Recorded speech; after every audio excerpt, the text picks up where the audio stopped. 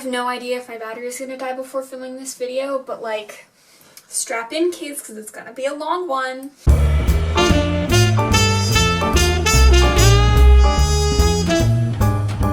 It's also like low-key stormy outside right now and I'm loving it. Hello, my name is Alex and today I'm going to be talking to you guys about the books that I read over summer. Basically what I mean by this is July and August. I'm not gonna go back into June because June was a lot. And the thing is that July and August together are going to be a lot, but because I didn't get to film a July wrap-up back in July, I figured doing a summer wrap-up here, however long it may be, would be just a better way to do things in general. So that's what we're going to be doing today. Some of these books I'm going to talk about in groups just because, like I said, this is going to be a long one, and I did complete a reread of 2 series over the summer, so I figure if I talk about them all at once, it'll be quicker and it'll just be easier. So let's do this. The first book that I read, or that I finished in July, was Gideon the Ninth by Tamsin Muir, which is, why am I saying which is? This book was fucking fantastic. If you guys haven't heard the hype, I mean, I think I've talked about this book 1,000,001 times. I talked about it in a wrap-up. I mean, not in a wrap-up. I'm talking about it in a wrap-up right now. I talked about it in a book haul and I talked about it in TBR, and I think I talked about it even before either of those. So like, if y'all haven't been hearing the hype from me about this book, I've been wobbling this painting, haven't I? I'm sorry. I don't know where you've been, but hi, hello, this book is amazing. This book follows our main character Gideon, who lives on the Ninth, which is like a specific planet in a galaxy. This book is like a mixture between fantasy and sci-fi. I say that because it's set in space, it's set in the future, but there's also a lot of fantastical elements like necromancy and stuff that you would associate with more of the Middle Ages. So it's like a mix between the two, but it's also not, which I think is super interesting, and I would love to read other books like this. Anyway, if you haven't heard me talk about like the tagline that I know for this book, the tagline for this book is lesbian necromancers in space. So like, if you don't want to read it now, I don't know what you're doing, because like, does it not sound amazing? I think I've expressed my thoughts enough. That ending, I was freaking the fuck out. Like, what? I think I'm going to need to reread it sometime in the future just because it's kind of confusing, honestly. There's like a mystery element to it also, which like, I kept reading the book because I wanted to understand the mystery, and like, there's a lot of other factors.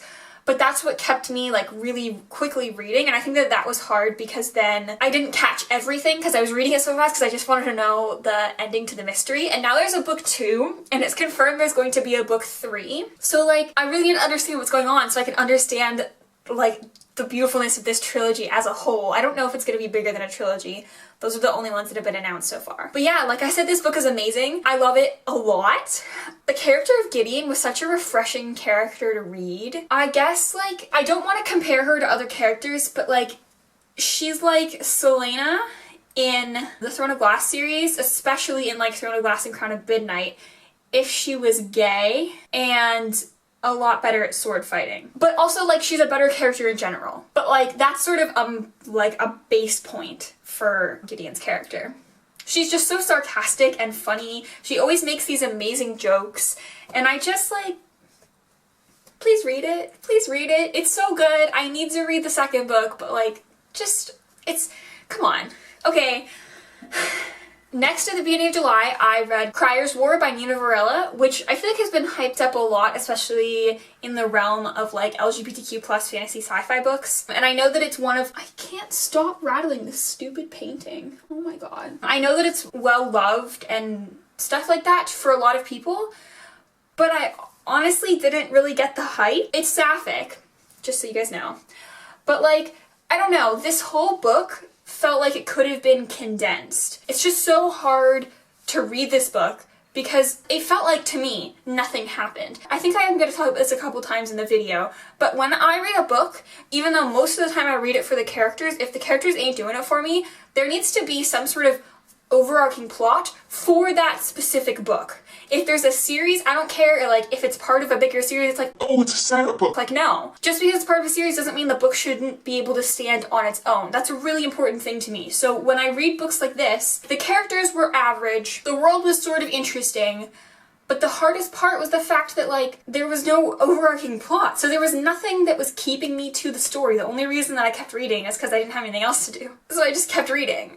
And like, I don't know. So yeah, I've been hearing people talking about Ironheart and how excited they are, and I honestly don't get it. I don't even know if I'm gonna pick it up, just because like, I didn't like Crier's War. It just wasn't that good. I didn't think it was that great, so I'm sorry. I'm sorry. I know that I have so many friends who love Crier's War, and like, I'm sorry, but also I'm not sorry, because it's just, I don't know what you like about it. It's not good. Okay. Anyway, okay, technically the next book that I started, but I still haven't finished, and I feel horrible about it, is Priory of the Orange Tree by Samantha Shannon. This book is huge. I was reading it for a buddy read back in July, and as you can see, we had it all split up so nicely, so we only had to read this amount of pages per week, and then one week, I fell behind, and that was it. I just stopped. I couldn't read it anymore. I will talk about the books that made me fall behind though, so like, I think you'll understand. I think you'll understand. Not to say this book isn't amazing. I love it. Where is my bookmark? I'm here. So I'm on page 316 out of 800 and like something, 820. So I have about 500 pages left, which is a lot. And like, I love most of the characters except for Nick Lace. He can go down a hole. I love everything about this book. I love the world. I love how it's being set up. I love the plot that I can see developing. It's so fascinating. But because this book is so big and because it's now been so long since I've read it, I don't think I have read it since like the second week of July. And it's the first week of September. Just all of those things combined, it's really hard for me to get myself to pick it up now because I haven't read it in so long. It feels like I need to do a better job of actually like getting through this whole book. So I don't know what I'm gonna do. I might try to pick it up again and start from the beginning. I don't know. I might try to keep with this system, but with a different month. But yeah, I do highly recommend this book, even though I haven't finished it yet. And I know that it's going to be amazing. I just need to kick my ass in a gear and actually read it. And next, because I just wanted a fun short book, I read In an Absent Dream by Shauna McGuire, which is the fourth book in the Wayward Children series, or the Every Hard Doorway series. These books are all really short, and I love them. I love them with my whole entire, like, my soul is just happy reading these books. Even though a lot of them deal with, like, kind of traumatic events or sad things for the characters, I don't know why, but it just, they just make me so happy. This series was the first time I ever saw asexuality represented in a book, and it was sort of the first time that I was like, oh shit. So you know that has a pretty profound effect on me as well. But like, beyond that even, just these books in general are just amazing. This book in particular follows, I just forgot what her name is. Lundy. This book in particular follows Lundy, who's a character we're introduced to in the first book. And in the first book, she is at the Home for Wayward Children. I realized I need to give an actual synopsis for the original series. Basically, this series is sort of like a post-Narnia sort of series. It's like, kids get sent through doorways into other places that are sort of perfect for them, and sometimes they accidentally come back, and when they do, they have a hard time coping with the greater world, so they're sent to this Home for Wayward Children, Eleanor West's Home for Wayward Children, to help them either go back into their world, which is sort of what the goal is, or to help them reassimilate into broader society so that they can go back into the world and live their lives. So in the first book, we get to meet a character named Lundy, who is a sort of therapist. I don't think she's licensed, but like, she acts as a therapist. And we don't really know much of her backstory. And this book is set in like the 60s, I want to say, or the 70s, when Lundy is young, and sort of follows her journey as she goes in and out of a place called the Goblin Market. Shauna McGuire's writing is amazing. I have never been the kind of person who has even thought about reading like oh my god, this is literally fantasy, like horror thriller books, but I know that she writes horror thriller books also under Shauna McGuire and also under the name Mira Grant, and genuinely I'm kind of considering picking some of them up, even though I don't like horror or thrillers, just because like I love Shauna McGuire's writing. It's amazing, and I want to read more books from her. But also, like, so, yeah. This book was beautiful. I feel like I didn't talk about it enough. I feel like my thoughts aren't coherent today, but you know what? Next is the first, like, series that I'm going to talk about as a whole, and that is the Percy Jackson and the Olympians series. I've been meaning to do a reread of this series for multiple years now. Like, it's not even funny. This series is amazing. Hands down, the best middle grade series I've read in my entire life. This is the series that got me, well, this series and the Heroes of Olympus, but like Rick Riordan in general is the author that got me into reading fantasy. Because before Rick Riordan, I never read fantasy. I always thought that it was weird. I liked historical fiction. I was the quirky kid who didn't want to read the popular books until Percy Jackson. I have such fond memories of the series. So rereading it was like, it was so trippy because I don't want to say that I was transported back to the way that I was, but it just, like, every time I reread the series, it gives me, like, a newfound sense of, like, oh yeah, these books are fucking amazing. And I don't know why I haven't instated myself into doing a yearly reread or an every other yearly reread, just because, like, they just make me happy. I'm really considering buying all of them in hardcover for myself for my birthday, which is going to be hella expensive because I really want the original covers of the first series, not the newer ones. And here they're like almost £20 each. So that's going to be fun for my bank account, but I'm really considering doing it because I want to own the series, I want to have them, I want to not write in them, but I want to like put tabs in them and love them and be able to share, like hold them. I just love them a lot. If you don't know, Percy Jackson series is basically about the Greek myths continuing into Western society, and basically the Greek gods sort of never like died off, or like sure Christianity, you know, rose and stuff, and like people didn't like Greek deities anymore, but they sort of migrated to wherever the center of the population, like the center of the world, was. Greece, Rome, they were in London for a while, and now they're in New York, and they're still having demigod children.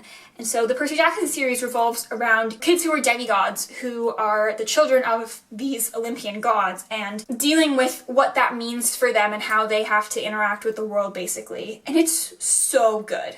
It's so good. If you guys haven't read it, I don't know what you've been doing your whole life. If you don't like fantasy, that's fine. I'm not gonna tell you you have to read them. If you are a person who likes fantasy, please read them. I think that they can be enjoyed at any age because they're just so good. And like, sure, the writing isn't anything like crazy special, but our main character Percy is hella sassy, which is like an excellent read, I must say, from his perspective. And the later series, which is like, I'm gonna just roll right into those because I also reread all 5 of those, although not technically in direct order. The later series is narrated from a bunch of different people's perspectives, which is even more amazing because you'd think that a writer who has such a strong voice in first person wouldn't be able to write very well in third, wouldn't be able to translate their voice into that, but he does it so well, and I need to read his other books. I'm scared of the Trials of Apollo because I really don't like Apollo as a character. I never liked him in the original series. I didn't like him in the Heroes of Olympus, and like I have read the first one, what is it called? The Hidden Oracle, that's what it's called. I did read The Hidden Oracle, and I really didn't like the character of Apollo. I just didn't like him at all. I would read them for seeing the characters, because I like how in that series we got to also see some of our favorite characters just sort of living their lives, which is like my favorite. But especially these, I guess, 10 books now, since I've talked about both Percy Jackson Olympians and the Heroes of Olympus series, are amazing. They're incredible. They can be enjoyed at almost any age. I don't think a 5-year-old would have very much fun. It'd just be too hard, but like, once you're old enough to read, middle grade, whatever that is for you, and like beyond, read it. Read it. It's amazing. My sister and I got my dad to read the first series when we were younger because we loved it so much. Like, just do it. It's amazing. Just like, so yeah, that takes care of 10 of the books that I read, and like, you know. When I read the Heroes of Olympus series, I couldn't read them all back to back because I had a lot of other things going on, and I had book club books that I need to read by a certain date. So I had to pause after I read The Son of Neptune to read The Black Flamingo by Dean Atta, and I loved this book also. This book follows a gay mixed-race teen, or well, it follows him from when he's like really little to when he's in university. His name is Michael, and he lives in London, and it's a book in verse, I guess you'd call it, that follows Michael from when he's really young all the way to when he's in university. And it's just a really heartwarming and like touching story, especially like his experiences in university were really relatable to me. I don't know, that's the funny thing, like I relate to Michael so much, but like we don't really have a lot in common.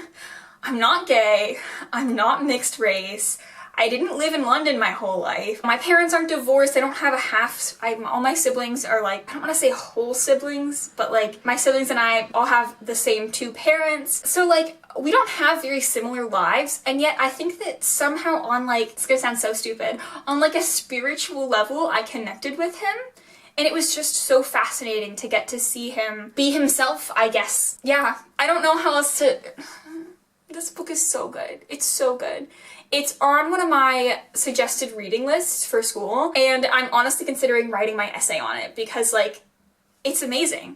It's just amazing. Like, just read. It's amazing. It's so good. And you can read it really fast because it's in verse, so, like, it doesn't take as much time to read. Like, just do it. Just do it. Just do it. It's beautiful. I love it so much. This one's really interesting. Next, I read The Vanishing Half by Britt Bennett, which I talked about in my July TBR, and specifically I talked about how I was kind of nervous about reading it because I didn't know what it was going to entail.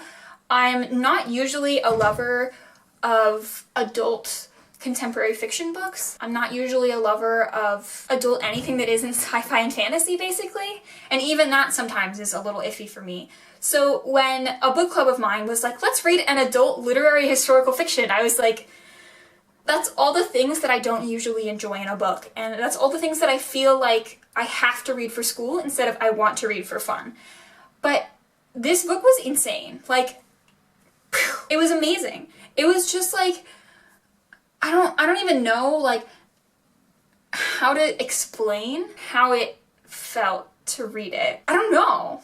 It was so interesting to read from all the characters' perspectives. This book is about some twins who live in an all-black town, but in this town, they're very, I think it's called colorist, so all of the kids are sort of raised to believe that looking the closest they can to white is just better. And when the two twins run away from the town and sort of like go off into the world, one of them marries a very black man and has a very black daughter and identifies as black and lives her life as a black woman. And the other one marries a white man, tells him that she's white, sort of completely alienates herself from the town she grew up in and tells the world that she's a white woman. And it's set in like the 60s and 70s. And it goes from the 50s to the 80s, but like most of it is set in the 60s and 70s. And it's so fascinating to read from these four different perspectives because it's from the two mothers' perspective and their two daughters. And then like you sort of get to see a little bit of the people around them, but mainly you get to see those four perspectives. And it's like, it's so interesting. It's fascinating. It's crazy. I don't know. I'm bad with words today. I don't know how to describe anything, but it's so fascinating. It was so interesting. And I am genuinely curious to pick up other Britt Bennett novels because that one was so interesting and I think that I could find the same enjoyment of other ones. And it makes me really excited because I think that like I can try diving into more of the adult literary fiction genre in certain places. I'll talk about another adult literary fiction book that I read. Yeah, I'm really interested to try to read more, potentially. I think it'll be really cool.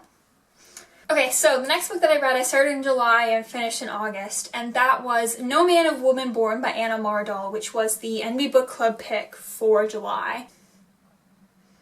I am so happy that this book exists in the world, and I wish that more people in the world could have access to this book, because the author basically says, I believe in his foreword note, I don't remember, but he basically says that like he wrote this book for trans people, not for the explanation of trans people to cis people. He wrote this book because when he was reading fantasy books when he was young, he never saw any trans characters, and the author himself is trans, so he wrote this book for trans kids because he wanted trans kids to get to see themselves represented in a book.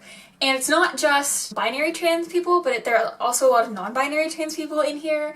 There's a gender fluid character, there's two different characters who use neo-pronouns, and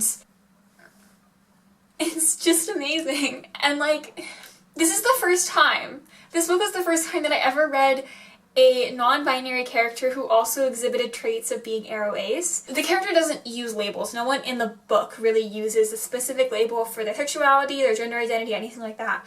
But this story in particular was a Sleeping Beauty retelling, and the main character, her parents were always obsessed with her finding a person who, you know, because of the prophecy in Sleeping Beauty, who would come and kiss her and like wake everyone up, basically. The main character doesn't feel this way, and she just doesn't want like people to, she's like, no, I don't want people to come kiss me. Disgusting. Which is like relatable as hell, so. Okay, I should mention that that character uses she, he, and they pronouns, but not like intermittently in a sentence, more like it depends on the type of day for them. And so she just was the first pronoun I thought of because it's the first pronoun introduced in the book, but he, she, and they work for this character.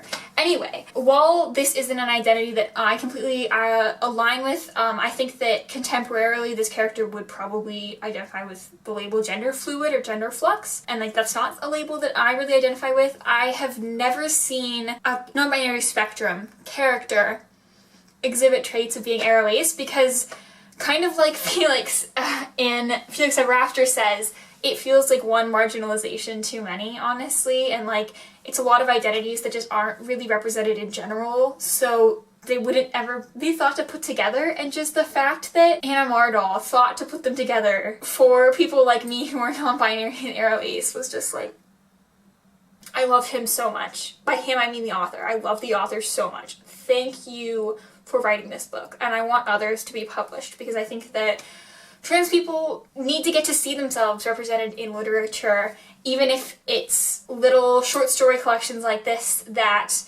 the wider population, unfortunately, very unfortunately, usually doesn't stumble across. It's just so worth it. It's so worth it. It's amazing. Oh my god. Okay, next I finished the Here's Olympus series because I had to have a break in there, and then after that I finally read Loveless by Alice Oseman, which came out earlier. Oh wait, I have the book. This book came out earlier in the summer. I think it came out on July 6th or 7th? Came out early July. And all of my, well, everyone, but all of my ace friends were reading this book like as soon as it came out and like completely feeling represented by this book. And I understand. It took me longer to read this book because I wasn't in the mood. I was reading Percy Jackson. I had specific books I needed to read. But once I finished all of that, this was the first book that called my name. This book fucks me up every time I read it. I reread it the other day, and like, it's like I identify with Georgia, but I don't. But I do a lot. And I'm jealous of her, but I'm not, but I am. And it's just like, it's confusing. It's confusing for me. This book is about a girl named Georgia who is 18. She's about to go off to university, and she's never been in a relationship. She's never been kissed. And basically when she goes off to university, she's like, well, this is gonna be it. I need to get myself out there. I need to fall in love. I need to find someone who I can kiss and like eventually have sex with and like be in a relationship with and all of that stuff. And when she gets to university, she tries and tries and tries, and it never seems to go right for her. And then one of her friends introduced her to the terms aromantic and asexual, and she's like, seeing Georgia's journey of self-discovery throughout, it's set throughout like basically the whole uni year. Well, it starts I think in July, and then September around all the way to like April or May. I relate so much to Georgia as a character because it's like, she's introverted like me. She's aro-ace like me. She likes to read books. She's an English major, which is like, oof, could never. But I mean, I'm a creative writing major, so close enough. And like, we have so many things in common. The only thing I think we don't have in common is that she's a girl, not a girl. I feel exposed when I read this book, in a good way and in a bad way. And I love it so much. Yeah, that book has taken over my life, and it will never fucking let me go. Next, I read The Falling in Love Montage by Ciara Smith, which was in my August TBR. I did it as a buddy read with two of my friends over on Twitter. And this book is a lesbian rom-com sort of book. So basically the main character, Saoirse, it's set in the summer between her last year of school and her first year of university. And she's sort of done with this town that she lives in. She and her father have been fighting. Her girlfriend broke up with her a while ago. Her best friend, her basically only friend, stopped talking to her. Her mother's in a home for people with early onset dementia. So she's sort of angry with the world. And then she meets Ruby at a party. Ruby is from London, but she's in Ireland. This book is set in Ireland, by the way. She's in Ireland for the summer. And Ruby and Saoirse just sort of decide that they want to have a perfect summer romance, a falling in love montage, if you will. So they want to do all of the cute things that people usually do in falling in love montages in romantic comedies, but they don't want to have any of the messiness of what usually comes after. Obviously that's going to go wrong because it's a romance book, but this book is adorable.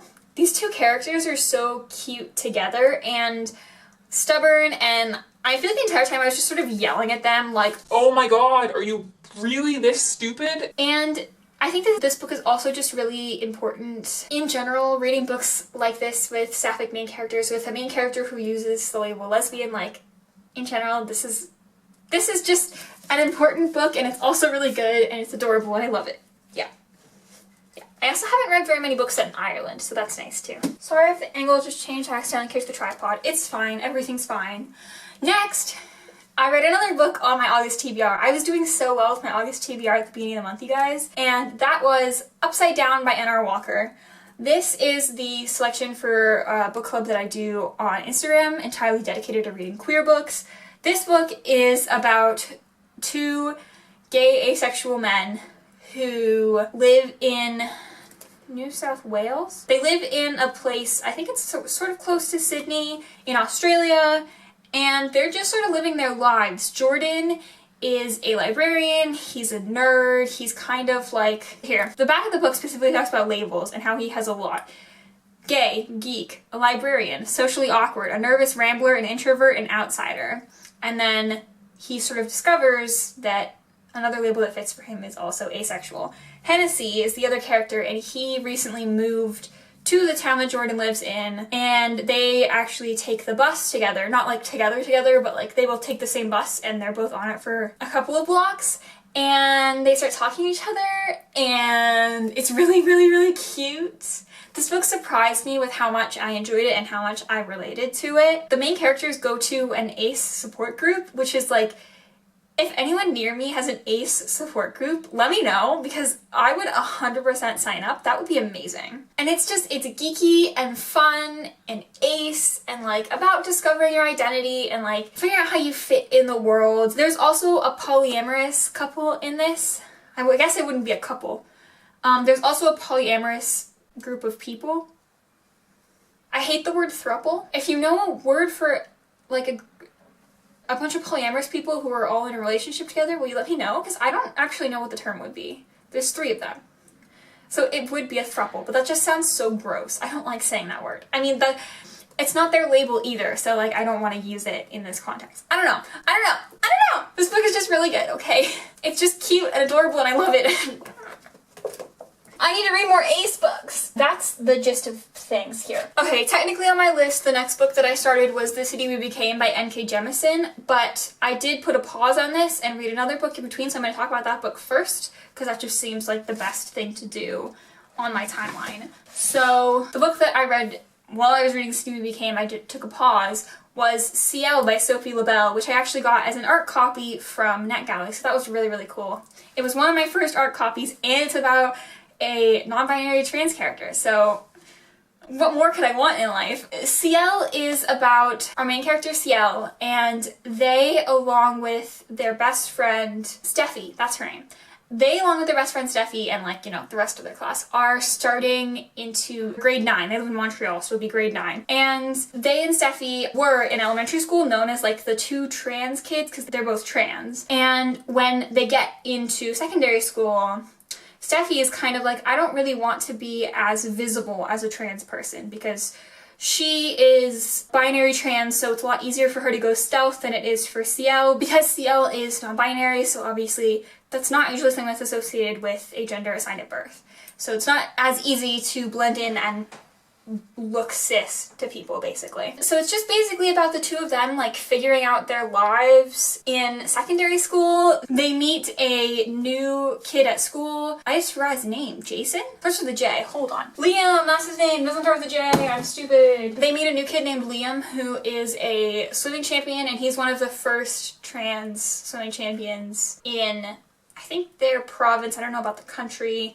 And it's just sort of the 3 of them having adventures in secondary school. It's a pretty quick read. It is a middle grade, and it's more of a slice of life story than it is a complete narrative, which I think I talked about I don't really like.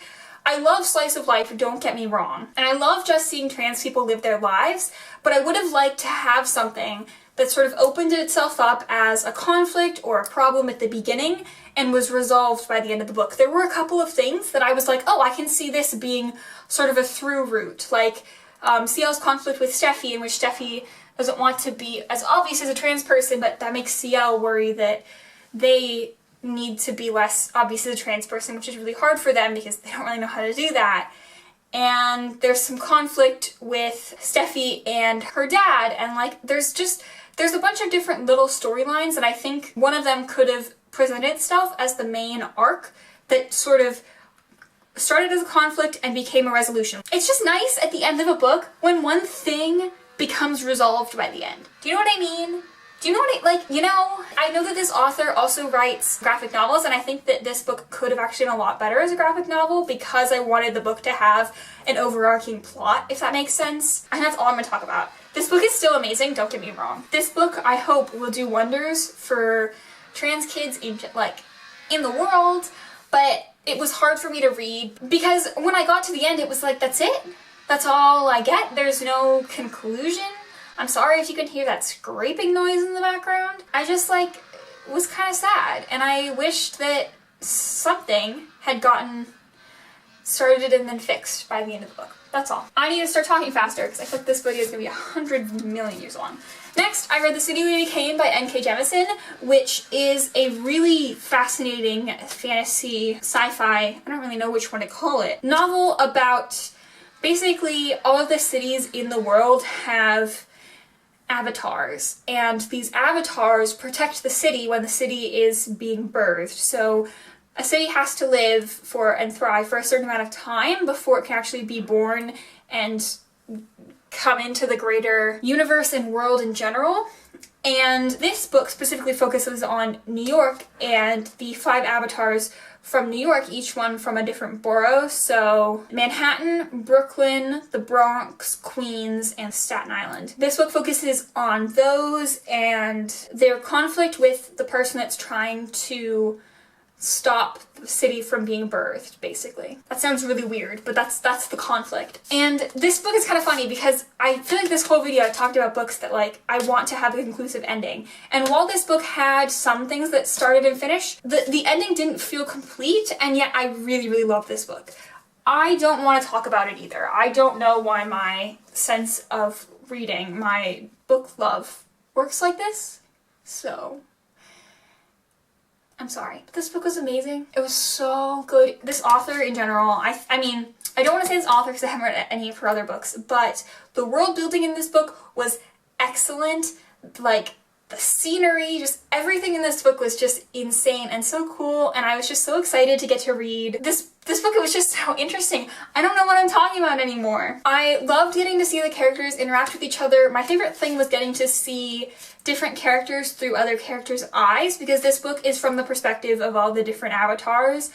And a little bit I wish that some of the avatars had had more time in the book than others had. Some avatars had a lot of time and some of them just didn't as a narrator, and I kind of wish that some of them had had more time. But just getting to see all the characters. There is a whole bunch of queer rep in this book. There is a whole bunch of person of color rep in this book. There is actually an Indigenous character who, and I don't think I've read many other books with Indigenous characters in them, and especially not one like this character, because she was just an insane character to read from, and I loved her perspective. She was amazing. I talk a lot about this in a reading vlog that I posted earlier this week, so if you want to hear more thoughts on it, you can definitely go check that out, because I think I had more to say, but I just can't remember right now. So next, I read The Death of Vivek, I can never say it right.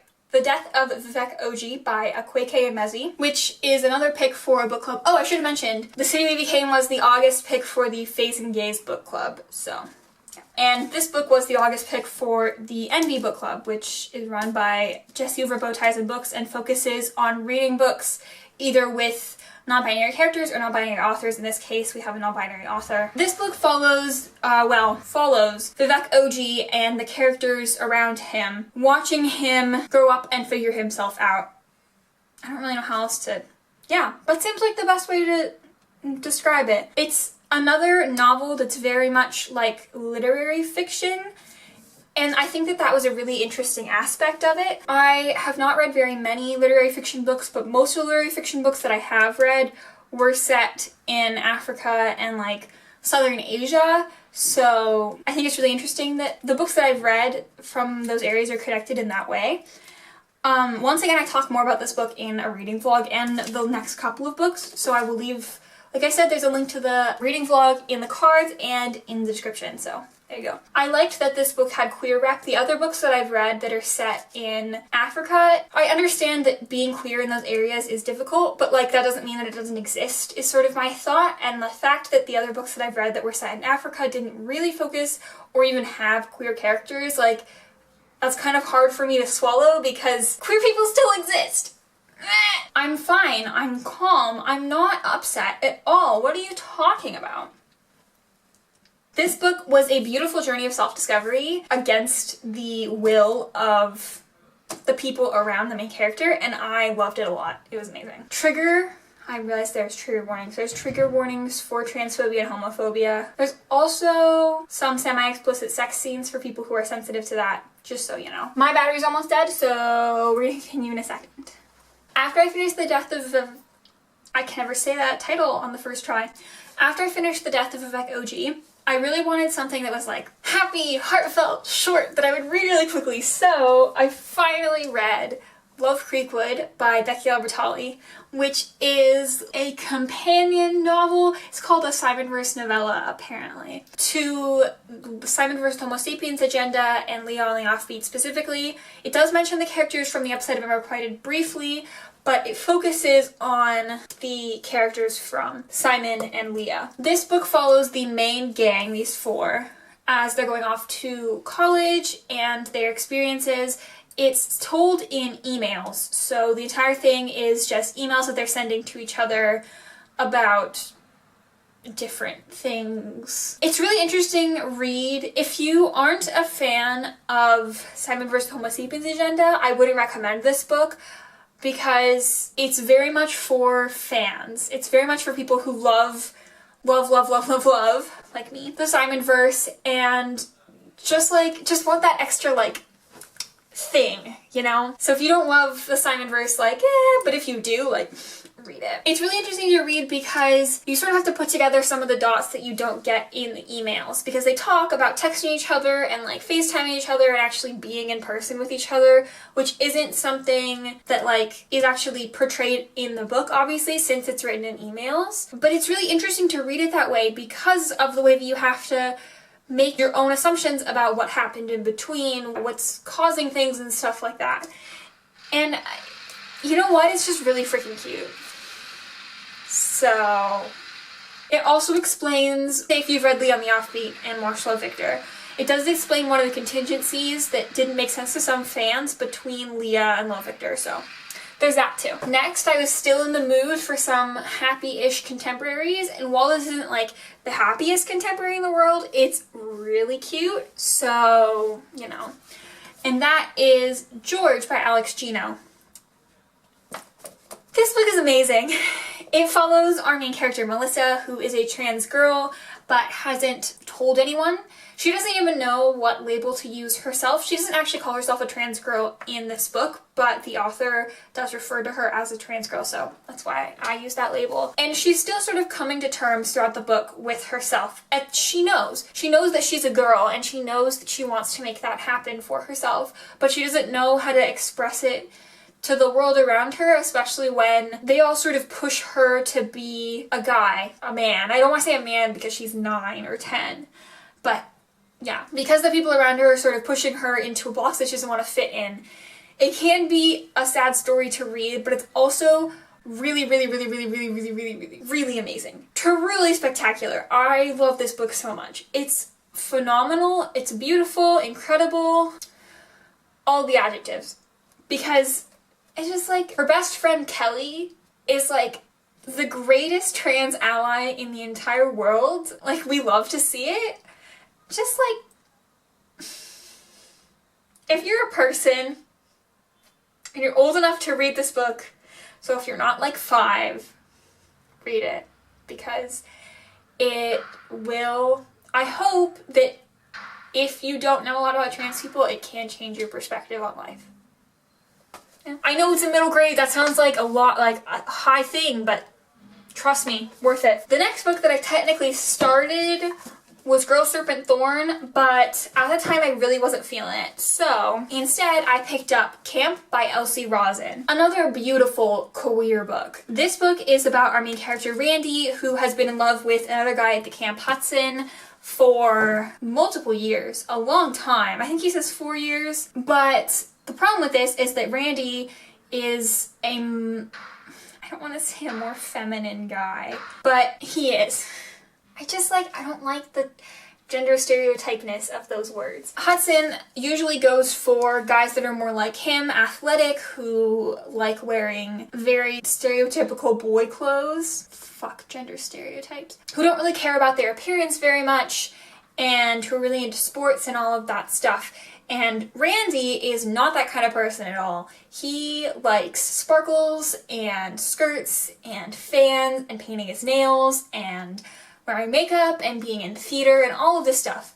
But he knows that he will never catch Hudson's attention if he looks like this. So over a year between 2 summers at camp, he reinvents himself, basically. He cuts his hair short, he starts dressing differently, he starts acting differently so that he can look more mask is sort of the word. This camp, by the way, is an all queer camp.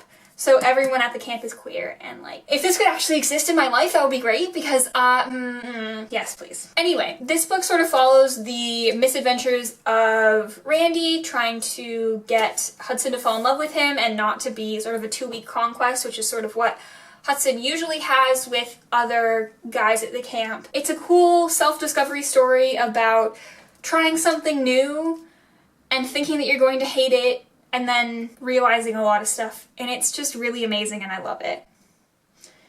Yeah. Trigger warning for homophobia for this book, and specifically aphobia. And once again, I talk about this in a reading vlog, so like, you can also hear thoughts from that, because I do talk about it a lot. Anyway, and then after I read that, I finally got myself to read Girl, Serpent, Thorn by Melissa Basher-Deuce. This book follows, okay, I genuinely think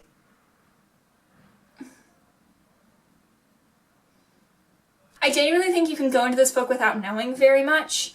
I did, and I did vaguely enjoy that, but I guess I'll talk about it. This book is by a girl named Soraya who was, I don't want to say cursed, spelled when she was a baby, so that she basically has a poisonous touch. So any living thing, or I guess I want to say living, moving thing that she touches dies. She can touch like plants and flowers and stuff, but insects, animals, people, dead. That's kind of how that works. And she's part of the royal family, so her family sort of shuts her up in her room, and she understands because she's like, I don't want to be a danger to other people, but she's also a person. She still wants her life to have meaning and to get to live it to the fullest. And so the misadventures, I don't want to say misadventures because it's not that happy-go-lucky, but like conflict arises from there. I don't think I can talk much more about this book than I already have, so like I said, go check out that reading vlog, but I will say that one thing that I disliked about this book is the fact that, once again, I'm going to talk about plot. I didn't have an understanding of what the plot was until about halfway through the book. Like I said, I like it when a book has a cataclysm event and then a finale event. And while that finale event can be up in the air, it's nice to have a vague idea of what it's going to be. And I did not have any idea of what our end event was going to be until like this far into the book, maybe? Yeah, about this far in the book, which I think does not bode well for a book in general. I think a book should hook you earlier than that, but we're here, it's fine. I did read this as the August book pick for the Sapphic Book Club. And the next book that I read was Ace, What Asexuality Reveals About Desire, Society, and the Meaning of Sex by Angela Chen. I read an early review copy of this. This book comes out on September 15th. I did really enjoy this book. I think that it had a lot of really good elements, and it was really interesting to read as an Ace person. I'm not usually one for nonfiction, so it was a bit of a difficult read for me just because of that fact. But I did still enjoy reading it, and I think it had some really fascinating perspectives that I hadn't really thought about before. Yeah, I think one of the best parts about this book is that the author also, besides talking about asexuality and some nitty-gritty stuff, she also interviews a lot of ace people and a couple of aro people as well, but the book mainly focuses on asexuality. She interviews activists, people that are just part of the community, you know, a whole different spectrum of people. She specifically focuses on talking about people of different genders and of different races because the author mainly feels that like asexuality is portrayed to the world as a white cis thing and it isn't something that other people can be. So she focused on trying to talk to people who were people of color and also broadly people who weren't cis, but mainly people of color because the author herself is a person of color, so she wanted to be able to relate that to her own life. Like I said, it was a really interesting read. I don't think it's for everyone, but I definitely think that if you're ace and this generally sounds interesting, you could enjoy it. Some of it was new information for me. I'm not completely immersed in the broader asexual community and stuff like that, but it was super fascinating. Like, the book just wasn't like, this is what gray sexuality is, this is what allosexual means. Like, there was like stuff that I didn't know, which I thought was really interesting. But I also need to talk about the book that I'm currently reading. Sorry, I have to put the dust jacket back on. And that is A Beautifully Foolish Endeavor by Hank Green. I have a friend on Instagram who recently picked this up and said that there is a character that she sort of saw as ace, and I was like, that does it for me. I need to read it. I love it when characters are ace. I know that there are a lot of other queer identities represented in these books in general and this book specifically, so we love that. It's also sci-fi and it's Hank Green, which I love, and I loved An Absolutely Remarkable Thing when I read it. April of 2019, I think. It was mind-blowing for me. Haha, April of 2019, the main character is April May. Anyways, so I'm really excited to read this book too. I'm really fascinated because that book felt like it had a conclusion and, you know, a conclusive, like, way of ending. But this book exists, so obviously the ending wasn't conclusive and there's actually going to be a lot more, so I'm really excited about that. So yeah, and that was all of the books that I read in July and August. That was a lot. My voice hurts, and my camera battery probably still needs to charge because I just sort of took it off whenever because I wanted to keep filming. But yeah, thank you guys so much for watching. Let me know what books that you guys read in July or in August, or a book that you've read recently that you really, really enjoyed, or if any of these books are ones that you've read and you loved as well. And I will see you next time. Bye! Oh, I hope I didn't hurt my ring. I always feel like I'm gonna hurt my rings when I do that. Oops, sorry. Whoops. I feel like I need to start singing a Taylor Swift song. Sweet tea in the summer, cross my heart, won't tell no other. Oh my god, look at all the little tabbies. These are cute.